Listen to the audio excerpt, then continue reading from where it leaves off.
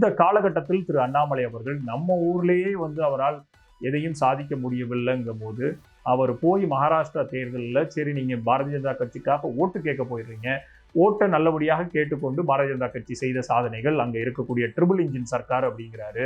அந்த triple engine சர்க்காரினுடைய தேவையை அவர் உணர்த்தி விட்டு அந்த மக்களுக்கு அது எவ்வளவு பயனாக இருக்கிறது இது எல்லாத்தையும் சொல்லி விட்டுட்டு அவர் வந்திருந்தார் கூட ஒரு மிகப்பெரிய ஒரு அங்க பலமோ பலவீனமோ அது பாரதிய ஜனதா கட்சிக்கு அது தேர்தல் முடிவுகள் காட்டும்.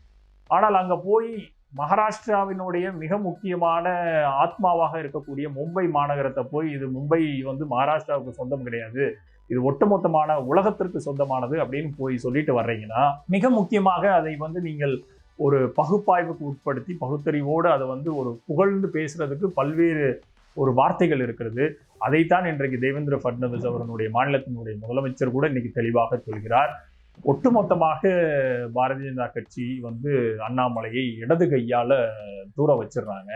ஏன்னா அவருக்கு ஒண்ணுமே தெரியாதுங்க, அவரை விட்டுருங்க, அவருக்கு ஸ்லிப் ஆஃப் த டங் கூட கிடையாது, அவருக்கு மகாராஷ்டிரா பத்தி ஒண்ணும் தெரியாது, ஹிந்தியும் தெரியாதுங்கிறாரு. ஆனா அதே அண்ணாமலை அந்த பேட்டியை ஆங்கிலத்தில் தான் கொடுத்திருக்காரு. அப்போ தேவேந்திர பட்னவிஸ் எந்த லெவல்ல அண்ணாமலையை கணித்திருக்கிறார் பாருங்கள். ஸோ இப்படிதான் பாரதிய ஜனதா கட்சியினுடைய வரலாறு சென்று கொண்டிருக்கிறது.